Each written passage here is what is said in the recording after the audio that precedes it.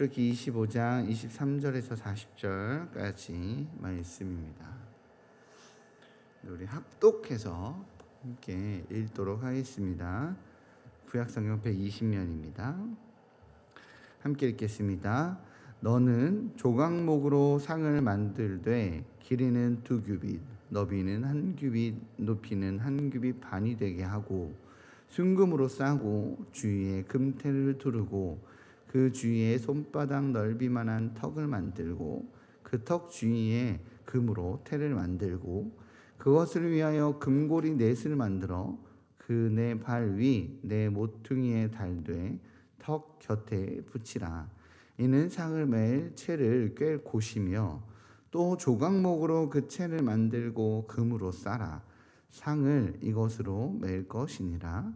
너는 대접과 숟가락과 병과 붓는 잔을 만들되 순금으로 만들며 상 위에 진설병을 두어 항상 내 앞에 있게 할지니라. 너는 순금으로 등잔대를 쳐 만들되 그 밑판과 줄기와 장과 꽃받침과 꽃을 한 덩이로 연결하고 가지 6을 등잔대 곁에서 나오게 하되 다른 3가지는 이쪽으로 나오고 다른 3가지는 저쪽으로 나오게 하며 이쪽 가지에 살구꽃 형상의 잔색과 꽃받침과 꽃이 있게 하고 저쪽 가지에도 살구꽃 형상의 잔색과 꽃받침과 꽃이 있게 하여 등잔대에서 나온 가지 6을 갖게 할 것이며 등잔대 줄기에는 살구꽃 형상의 잔넥과 꽃받침과 꽃이 있게 하고 등잔대에서 나온 가지 6을 위하여 꽃받침이 있게 하되 2가지 아래에 한 꽃받침이 있어 줄기와 연결하며 또 2가지 아래에 한 꽃받침이 있어 줄기와 연결하며 또 2가지 아래에 한 꽃받침이 있어 줄기와 연결하게 하고 그 꽃받침과 가지를 줄기와 연결하여 전부 순금으로 쳐 만들고 등잔 7을 만들어 그 위에 두어 앞을 비추게 하며 그 불 집게와 불똥 그릇도 순금으로 만들지니 등잔대와 이 모든 기구를 순금 한 단란 틀로 만들되 너는 삼가 이 산에서 내게 보인 양식대로 할지니라. 아멘. 네. 기네요. 오늘 설교는 오늘 본문에 대한 분석이나 설명 이런 것보다는 오늘 본문을 보면서 마음속에 좀 있었던 그런 울림에 대해서 좀 나누고자 합니다. 오늘 본문의 내용은 하나님께서 그 애굽에서 노예로 살고 있었던 이스라엘의 백성들을 탈출시키고 시내산에서 언약을 맺는 장면을 바로 기반으로 하고 있습니다. 저는 이 장면, 이 언약을 맺는 장면을 보면서 드는 생각이 하나님께서 이스라엘과 결혼하는 장면으로 이 말씀을 보면서 계속 연상되어지고 묵상되어졌습니다. 어느 부잣집 왕자님이 가난한 노예 신분인 여인을 위해 값을 치르고 데리고 나옵니다. 그리고 그 여인을 씻기고 입히고서는 그 여인에게 함께 결혼하자라고 하죠. 그렇게 언약을 맺고 여인과 함께 살 집을 짓기 위해 집기를 마련합니다. 신혼집에는 꼭 필요한 것들이죠. 바로 신혼물품입니다. 깨끗하고 단정한 옷장과 침대와 식탁, 그렇게 함께 살아갈 필요한 신혼물품들을 준비합니다. 저는 오늘 본문이 바로 그러한 장면인 것 같아 보입니다.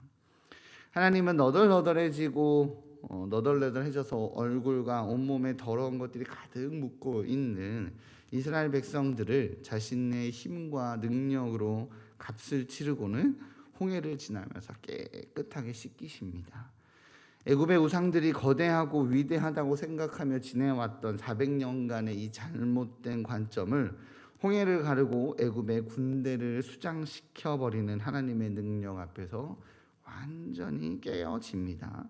그렇게 하나님은 진정한 신이 누구인지, 진정한 창조자가 누구인지 눈으로 목도하게 하면서 이스라엘이 가지고 있었던 잘못된 사상을 깨끗이 씻기시는 거죠. 절대자의 능력과 권위와 위엄을 보이시며 이스라엘을 구원한 구원자는 이스라엘과 사랑의 언약을 맺습니다. 사랑 가득한 신랑이 신부의 눈을 바라보고 그녀의 손을 꼭 잡고 말하듯 이스라엘 백성에게 말하죠. 나만을 섬겨다오. 나 역시 너만을 귀히 여기마. 내가 너를 거룩하게 하고 너를 돌보며 너를 천대까지 지키겠다고 약속합니다. 그렇게 시내산에서 언약을 맺죠. 그리고는 함께 사랑을 나누는 특별한 장소를 만듭니다. 그곳에서는 사랑을 확인할 수 있습니다. 아픔과 기쁨도 나눌 수 있습니다. 특별히 죄라고 말하는 것을 씻어내서 사랑의 관계를 유지하게 만드는 특별한 장소입니다. 그러한 장소인 성소를 만들고 있는 겁니다. 그리고 그 안을 채우시는 거죠. 가장 아름답고 또한 단단한 것들로 채웁니다. 조각목으로 만들고 순금으로 바릅니다. 그렇게 신방을 꾸미듯 만남의 장소를 꾸미고 계시는 것입니다. 돈 많은 도련님께서 능력 있는 종에게 잘 꾸며봐라. 우리 살집이니까 잘 꾸며봐라 라고 던지듯 맡기면 될 일을 보통 주인들은 그러니까요. 사랑하는 신부를 맞이하는 신랑이기에 자신이 직접 하나하나 세세하게 꾸밉니다.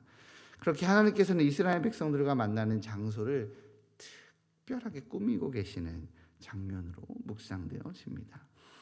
23절에서 30절입니다. 한번 읽어볼까요? 그 느낌을 살리면서 좀 읽어볼게요.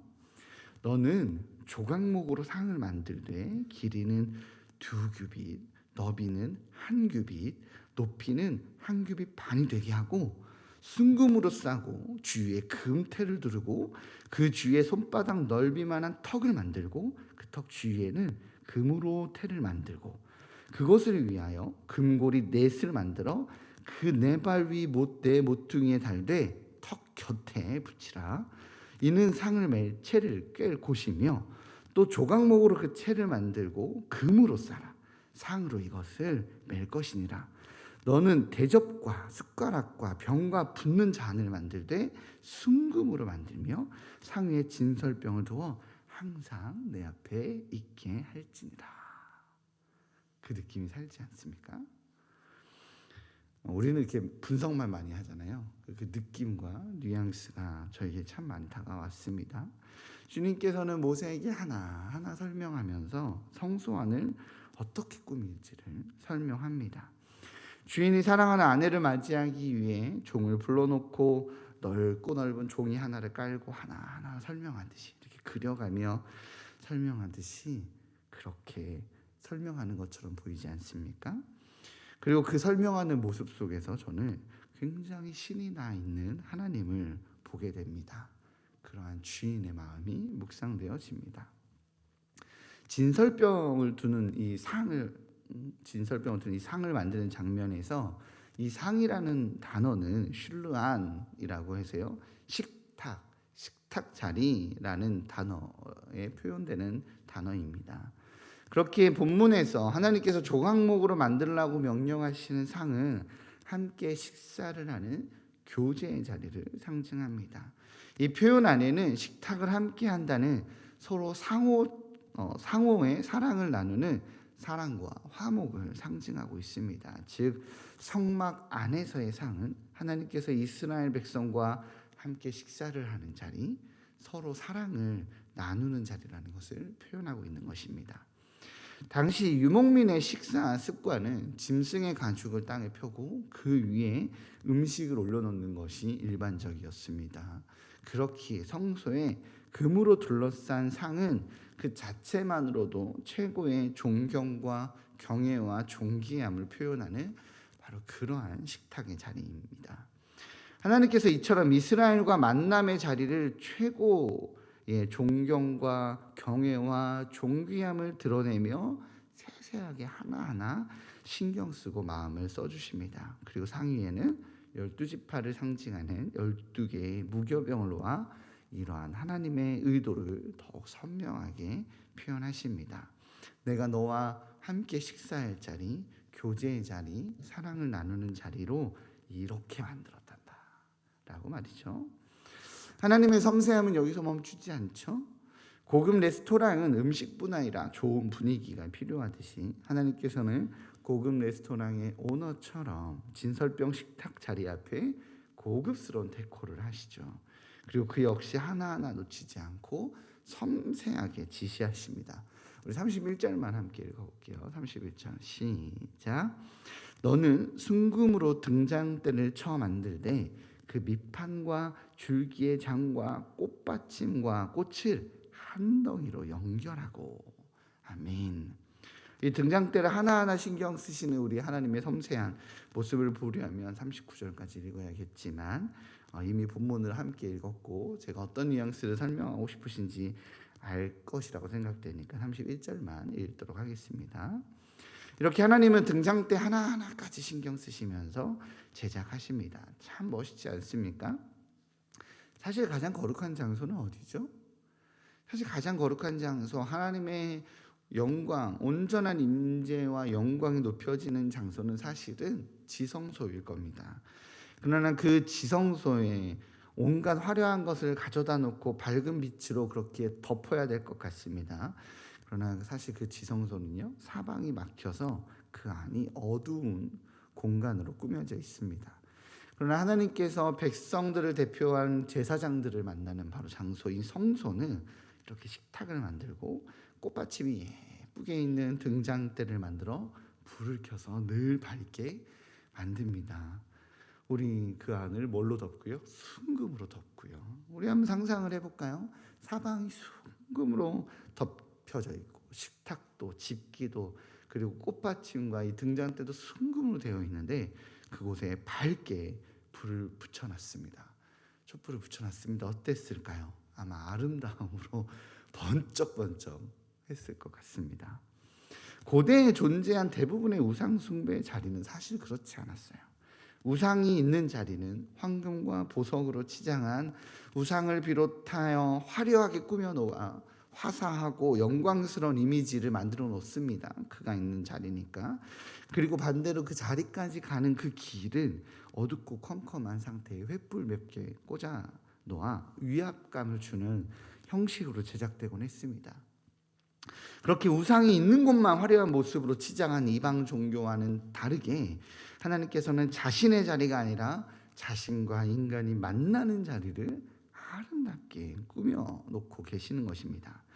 여기서 하나님과 이방 신들의 수준의 차이가 느껴지죠.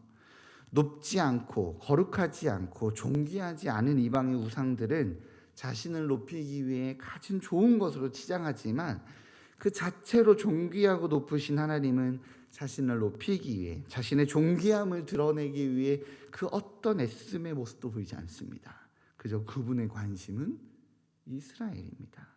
사랑하는 신부를 맞이하는 신랑처럼 이스라엘과 만나는 장소를 준비하며 기뻐하고 계시는 것입니다. 오늘 본문에서 신부를 맞이할 준비를 하는 신랑의 마음이 묵상되어지지만 또 하나의 감정이 동일하게 느껴집니다. 그것은 바로 아버지의 마음입니다. 얼마 전 추석 명절이어서 성도님들께서 교육자에게 선물을 주시곤 하셨습니다. 그 마음이 너무 기쁘고 감사합니다. 그러나 받음으로 인한 기쁨보다 더 큰 기쁨이 있습니다. 뭔지 아십니까? 그것은 그 선물을 들고 집에 갔을 때 기뻐하며 맞이할 아내와 아이들의 모습입니다. 아빠가 양손 가득한 무언가를 집에 들고 들어가면 아이들은 너무 신나합니다. 그리고 그 안에 무엇이 들어있나 꼭 선물을 풀어보듯 달려들어 열어보곤 합니다. 그 모습을 보면 아빠로서 어떤 기분이었을까요? 참 행복합니다.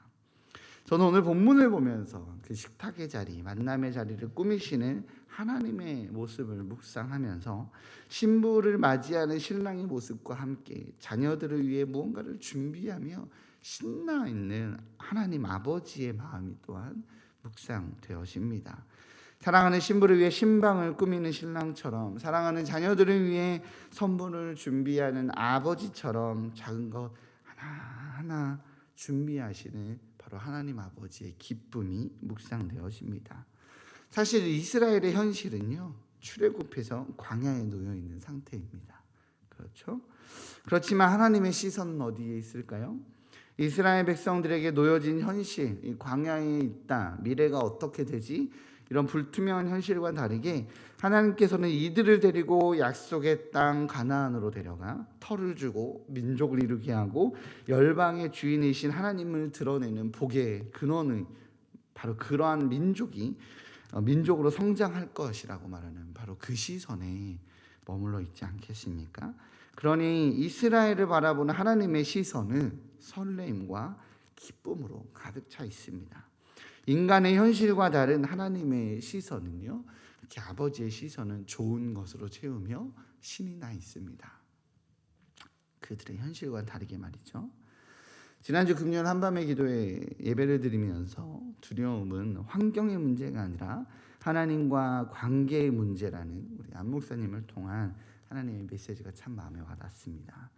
300명밖에 없었지만 하나님과 친밀한 관계 가운데 있었던 기드온과 300 용사들에게는 평안함과 담대함이 있었죠. 그러나 그 수가 너무 많아서 메뚜기 떼와 같다고 해변의 모래와 같다는 미디안과 아말렉 연합군을 두려움에 눈이 멀어서 서로를 죽이는 결과를 만들어냅니다. 삶에 어려움이 있을 때 환경이 아닌 하나님을 보라는, 일하시는 하나님을 신뢰하라는 메시지가 참 마음에 많이 와닿아서 그날 기도를 참 깊이 있게 했던 기억이 있습니다. 오늘도 동일하지 않나 싶습니다. 상황은 광야에 놓여 있고 약속의 땅이 어딘지도 모르는 이스라엘 백성의 상황이 어쩌면 지금 나의 상황과 같을 수 있습니다. 그러나 하나님의 시선은 이렇게 답답하고 나의 환경이 좀 어떻게 될지 모르겠다라고 말하는 지금 나와 다르게 하나님의 시선은 나와의 시선과는 다르게 좋은 것으로 채우며 신이 나 계실 수 있다는 것을 믿으시기 바랍니다. 우리 주님께서는 나를 향해 신이 나서 무언가를 준비하고 계시다면 지금 나의 상황이나 나의 이해나 남들의 평가에 상관없이 지금 나는 최고의 상황일 것입니다. 그러니 우리는 나의 현실이 아니라 나의 성소를 사랑 가득한 것으로 채우고 계시는 하나님의 마음에 집중해야 합니다. 길어지는 코로나로 경제적으로 힘들 수 있습니다. 신앙적인 어려움이 있거나 관계적인 지침이 있을 수 있습니다. 그러나 그럼에도 불구하고 우리가 봐야 하는 것은 최고의 식탁을 준비하고 계시는 바로 우리 주님의 마음입니다. 그 주님께서 준비하신 식탁에서 함께 먹고 교제하며 걸어나갑시다. 먹을 것이 없습니까? 만나와 메추라기로 먹일 것입니다. 세상에 매서운 찬바람이 우리 앞을 막을 것 같습니까? 불기둥으로 따뜻하게 하실 것입니다. 광야처럼 메마르고 모든 것이 부족한 것만 같은 바로 그러한 삶을 걷고 있을지라도 최고의 식탁에서 최고의 삶을 준비하시는 우리 주님을 신뢰하기에 이 세상에서 담대하게 살아가시는 우리 일산 충신의 귀한 성도님들 되시기를 주님의 이름으로 축복합니다. 우리 함께 기도하겠습니다. 사랑의 주님, 감사합니다. 가장 좋은 것으로 하나님과의 만남의 장소를 가장 귀한 것으로 채우시는 주님, 주님이면 충분합니다. 세상이 광야 같고 세상에 뜨거운 햇빛은 여전히 있고 밤에는 추운 바람은 여전히 있지만 우리 주님이 최고의 것을 준비하시고 나를 바라보며 우리 주님이 신이 나 계시다면 세상에 어떤 풍파가 감히 나를 해하겠으며 세상에 그 어떤 불투명함이 우리를 두렵게 하겠나이까. 나를 향한 주의 마음이 변함없이 든든하게 사랑 가득하게 차 있기에 그 주님 바라보며 나에게 몰려오는 풍파와 세찬 바람 앞에 담대하게 당당하게 걸어가기에 주의 영광을 드러내는 세상과 나는 간 곳 없고 구속한 주만 보이니다 라고 고백하는 그런 저희들의 삶이 될 수 있도록 붙잡아 주옵소서.